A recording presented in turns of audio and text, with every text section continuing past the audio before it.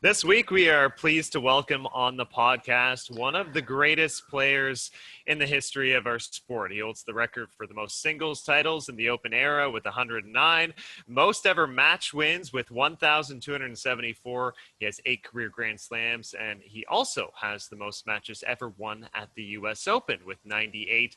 And to me, he's one of the best competitors to ever set foot on a tennis court. My first tennis memories were watching the U.S. Open in the mid-'80s with my dad, and the player who captivated my attention right away was none other than our guest today, Jimmy Connors. I had the chance to talk with Jimmy in Montreal back in 2011 when he was inducted into the Rogers Cup Hall of Fame, and the chance to interview him right now for our own podcast is something that's just really special for me. Jimmy, welcome to Match Point Canada. Thanks for joining us today. Hey, good to be with you. How guys, are you doing okay? Everybody good? We're doing good. We got no complaints. Currently enjoying U.S. Open tennis, so it's just great to have it back again, front and center. And it seems fitting to me that we should talk to you during the U.S. Open, where you won 5 of your 8 Grand Slams. This is the place that people universally associate you with, obviously. Do you get nostalgic this time of year? And if so, what do you generally flash back to from your time at Flushing Meadows? Well, of course, this time of year, for the 20-something years that I played professional tennis, my schedule was not a day or a week or a month. It was all around certain events. And, so certainly this is my birthday time. This is the U.S. Open time. So, to be able to sit back now and to watch the U.S. Open, even though not many people in the crowd, which is a shame, but, you're still getting the tennis and something to get on television. But yeah, of course I'm nostalgic at this time. It's been 29 years since I played the US Open, but those memories and what it took to get there and to be able to play the event, to play it at a high level, to play against the great players that I had the opportunity to play against, there was nothing like it. So miss it every day. So I got to point out and pinpoint, of course, 1991, which your magical run to the semifinals at the age of 39. And now that I'm 40, that doesn't seem so old to me anymore. But yeah, exactly. I don't think any memory stands out to me from my childhood as much as watching that run that you had. And I can't think of anyone off the top of my head who, as a great champion, is still remembered for a loss, for a tournament that he didn't win. And yet that seems to be the case. The one that really stands out for people, they talk about that run, even though your run ended in the semis that year. How many times a week do you get approached to talk about that moment, and how does it, what special place does it occupy for you to this day? Well, certainly it's what most, like you're asking that question now. So, for that to still be on the mind of people 29, almost 30 years later is something pretty special. But I think that was looked at back then very differently. I was 39. Most guys at 39 are being pushed aside, being told to retire.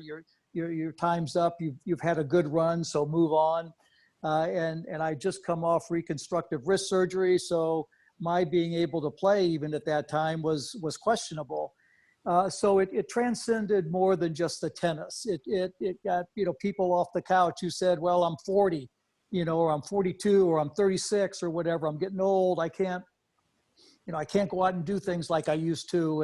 And I feel bad afterwards. And so is the pain worth it, as we were talking about just a couple of minutes ago. And so, for me, that's what I did. That's what I wanted to do. And I didn't want to be told that I had to stop playing. I was going to do everything I could to come off of that wrist injury and end on my own terms. But that run, even though I did not win the tournament, and I've said many, many times, was the most exciting 11 days of my career. And it's always at the end. In the way I look at it, because, I wasn't expected to do that. When I was in my early 20s and 30s, the U.S. Open came along, Wimbledon came along. If my name wasn't in the semifinals or the finals, something was wrong. So at the end, when you're not expected to, and coming off, a year off and everything that I had gone through to be able to start playing, I felt if I had a chance to get into that tournament, that I had somebody else behind me pushing me, and that was the crowd. And when I say that that was the best 11 days of my career, the crowd made it that way, because the noise that I got from that stadium over the course of that run, the sound I'd never heard before. And I played a lot of big matches, leading up to that time in my career. But the noise that New York crowd made was deafening. But for me, I waited 20 years to get that. And once they gave me that, I knew then it was time to go. That I had reached the top of the hill as far as what I was looking for out of the game. And it was pretty exciting. And Jimmy, it's almost ironic to hear you talk about, deafening crowds and the electricity and atmosphere in a stadium. And of course, we miss that right now as we're watching the US Open. And I'm just curious, for you as an athlete, you've had the ability to feel the energy from the crowd, have them kind of push you on, and maybe even reach in and find that next level because of their energy. What do you think it would maybe be like right now if you were trying to navigate playing a Grand Slam without the presence of those fans, which the athletes are doing right now? Yeah, I've thought about that, and one side of my brain said it would be a little bit difficult, but the other side for me is I went out and I practiced every day like I was playing the finals of a Wimbledon or the finals of a US Open, and that's the kind of effort and energy I put into it. Maybe I didn't play for 3 or 4 hours, but what I put into it was certainly a high level, but to keep that, with no feedback, from a crowd, might be tough, might have been difficult. So that would have been a change, but it's like going out on your backyard. If you have a court in your backyard and grabbing onto one of your competitors, like for me to play Borg or Mac or Lindell or Nastasi or something, and say, okay, let's play 3 out of 5 on my backyard court. How would you handle that? And I think that's what they're going through now with no crowd in the stands. But you have to remember, they've got how many millions of people watching on TV. So that's their drive now, that they have to get into their mind that we're still performing for a major audience. And, if we can't get up for that, then something's wrong. Yeah, you're actually just reminding me of a few years ago, Maria Sharapova, back from her drug suspension. She was placed on center court, which a few of the athletes didn't like. And I loved how after the match she said, well, I can't control that, but put me on a tennis court in the parking lot and I'll compete. I'm good to go anywhere. Yeah, so of course, that's in your blood. Right.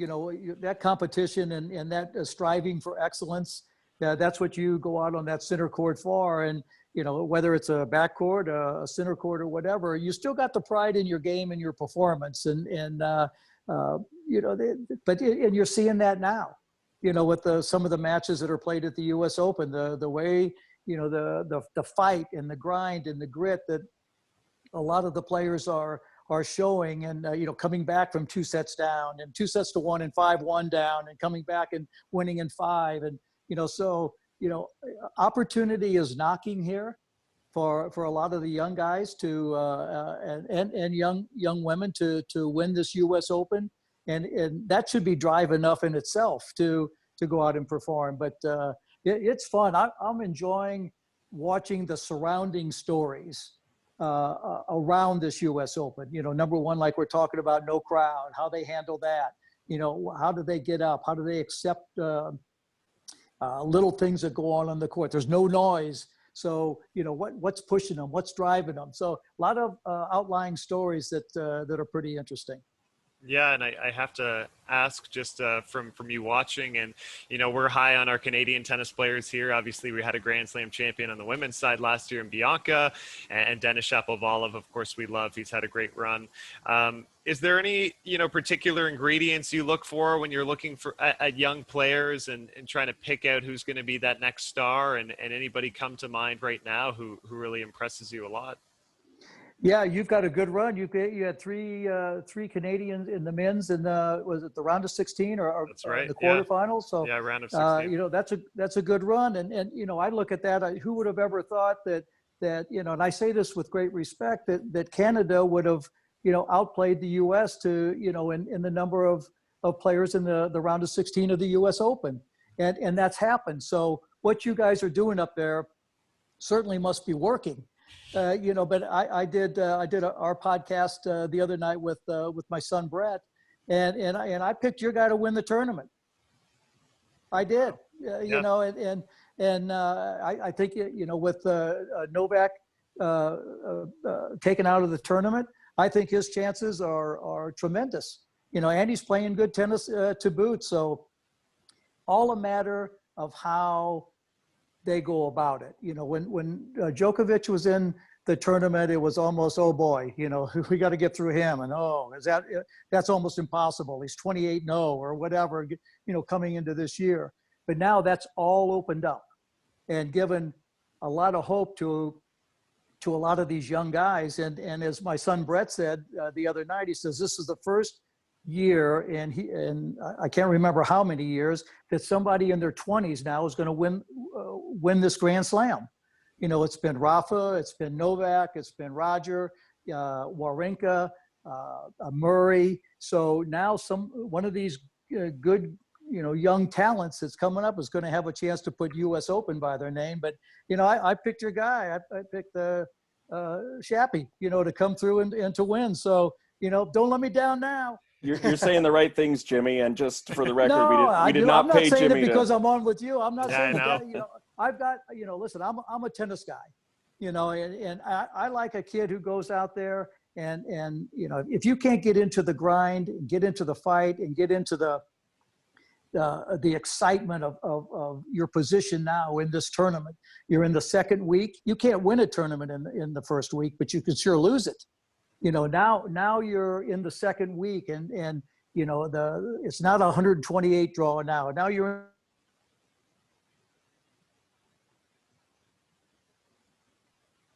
it's exciting. It's exciting that to watch these young guys and how they perform, and if they let this opportunity get to them too much, or they handle it and understand what they have and go on and come through.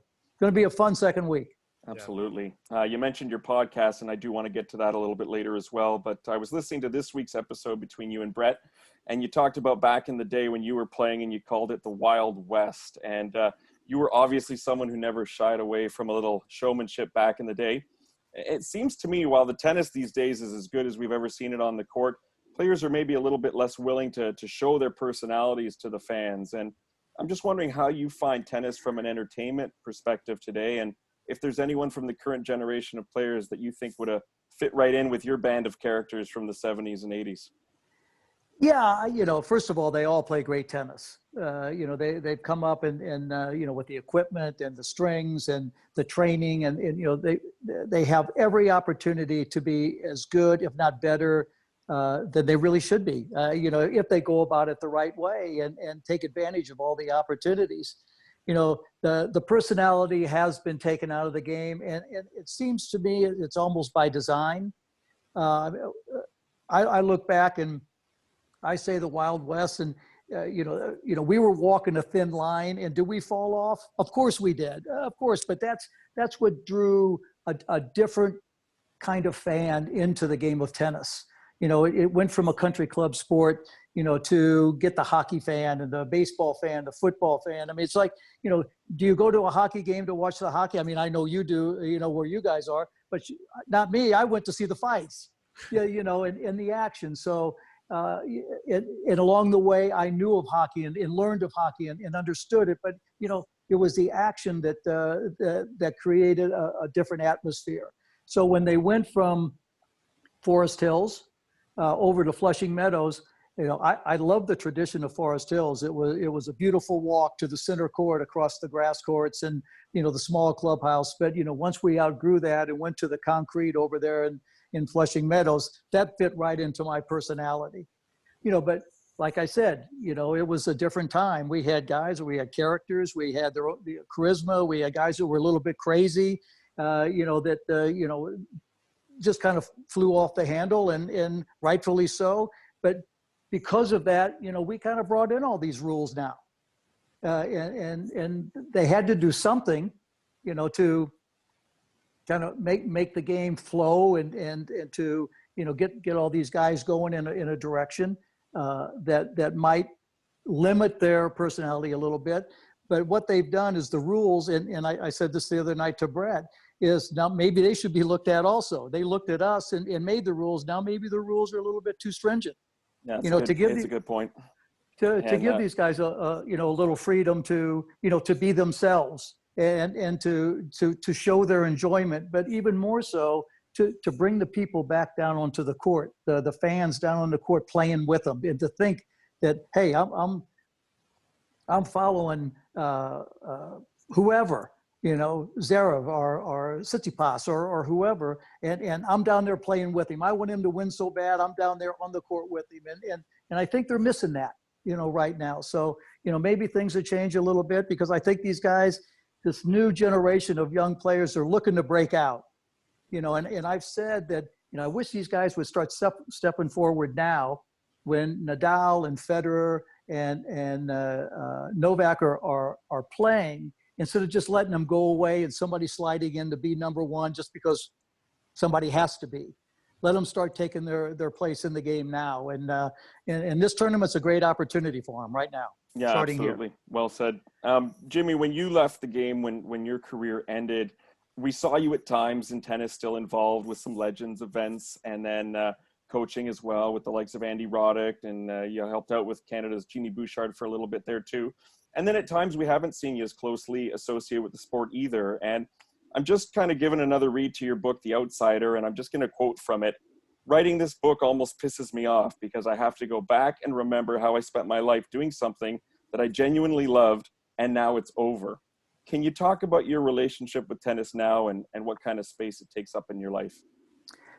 Well, certainly when you play the game, it's it is your life, and everything that I did around my days was for the tennis.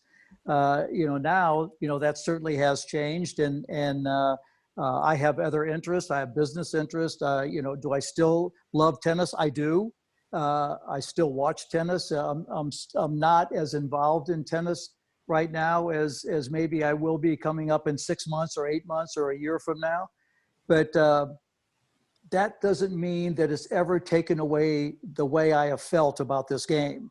This game has given me everything and more than I ever dreamed of. And the first thing was when my mom gave it to me, gave me something that I actually love to play and love to do. And so that will never, ever leave.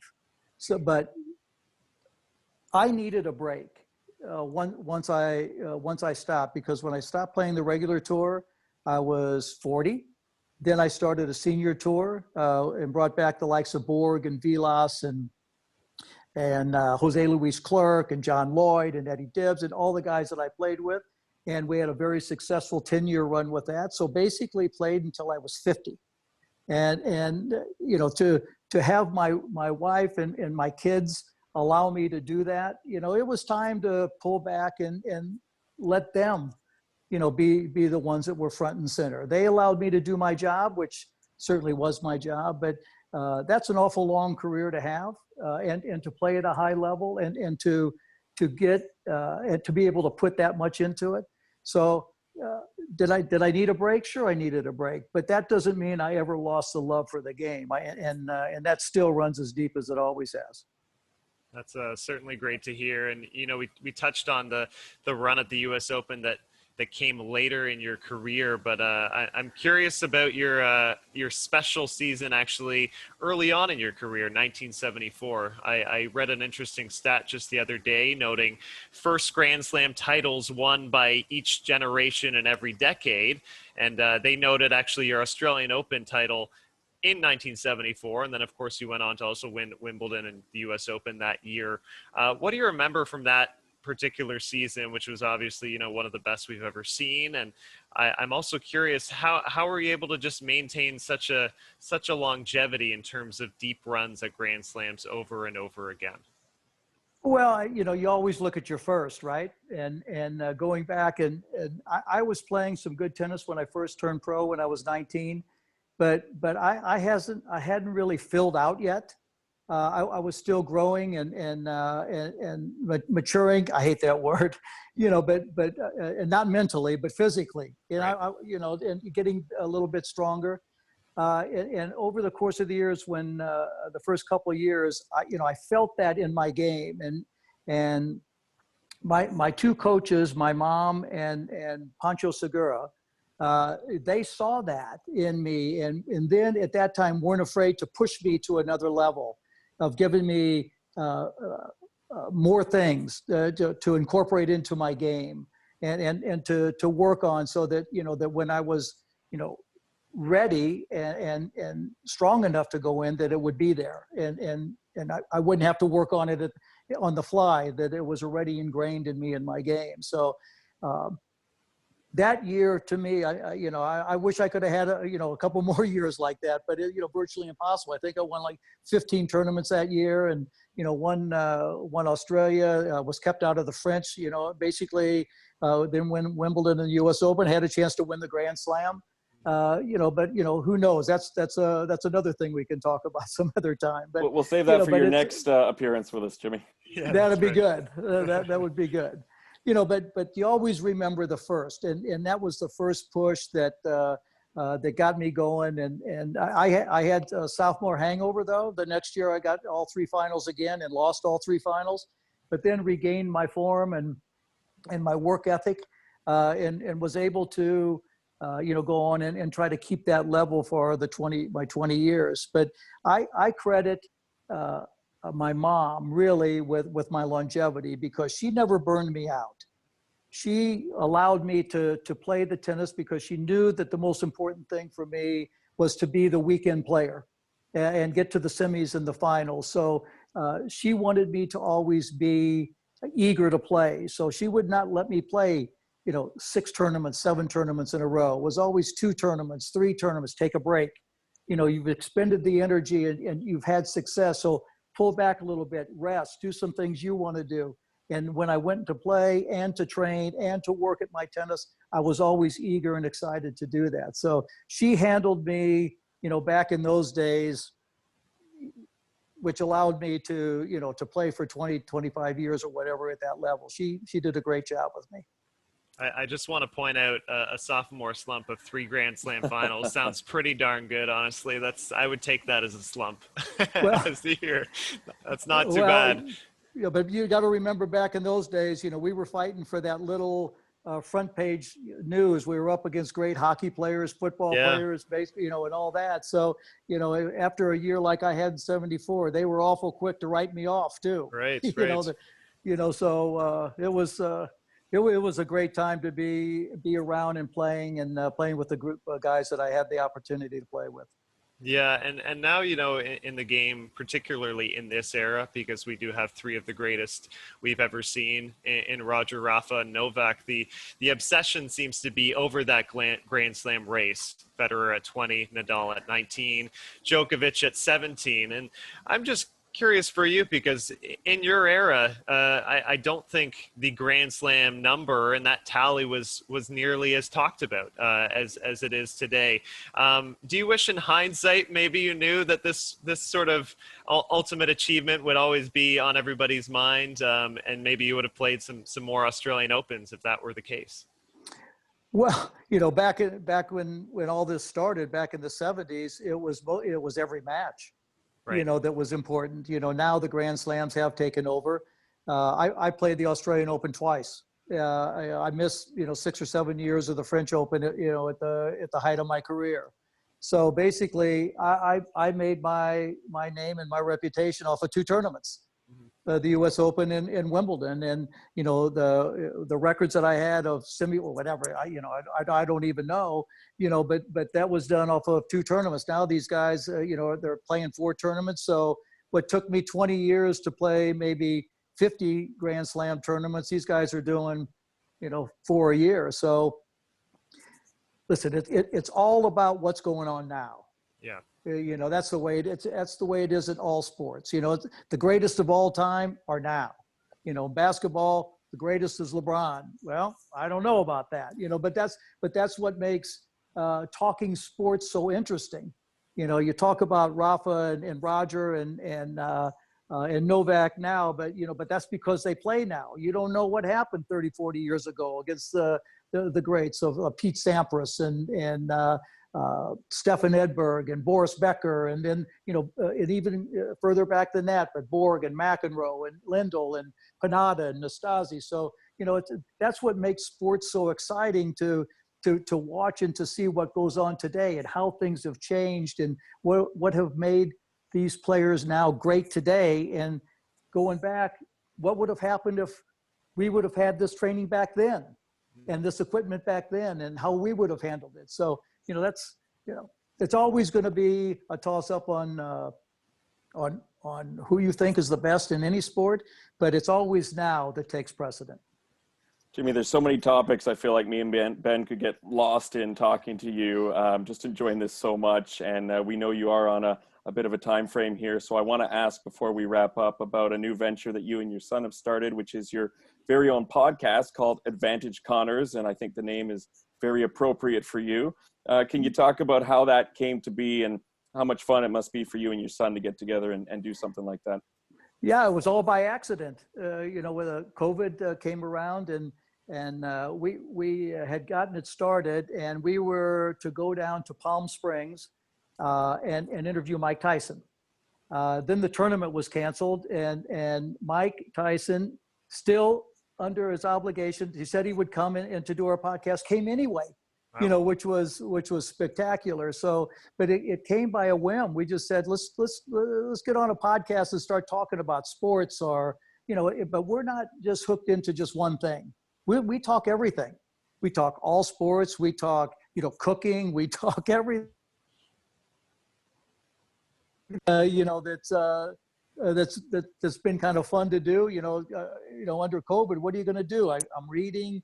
I'm cooking. I'm learning how to use the internet. I'm learning how to do a lot of things. So, it's given me an opportunity.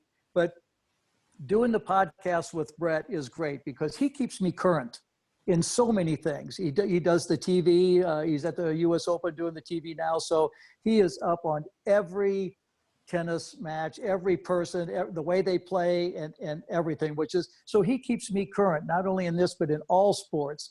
And for me, my son and he traveled with me since he's been 6 months old, and he's been around sports all his life. He's been around gambling his whole life, and that's what we talk. And it's just like we sit down and have a conversation and talk about things that people are thinking about and talking about outside of our podcast. And it's been really fun. And Advantage Connors, the podcast that we have is really, it's taken off, and it's getting a little traction now. I'm looking forward for things to happen with COVID and the lockdown and how this is handled, so we can start getting out and around more and broaden our horizons also to start interviewing people from other sports and other walks of life and bringing them in and finding out what's important to them. But it's been fun working with Brett, and he's never at a loss for words, which for me is. I wonder where he gets that from. Yeah, I don't know. Time for him to take over. Give me a break. Time for him to take over, and it's a blast. We've enjoyed listening to it, and look forward to future guests. We'll definitely plug it on our Twitter for you guys too. Not that you need any more attention than you're probably already getting, and looking forward to seeing maybe some Canadian guests on there too at some point.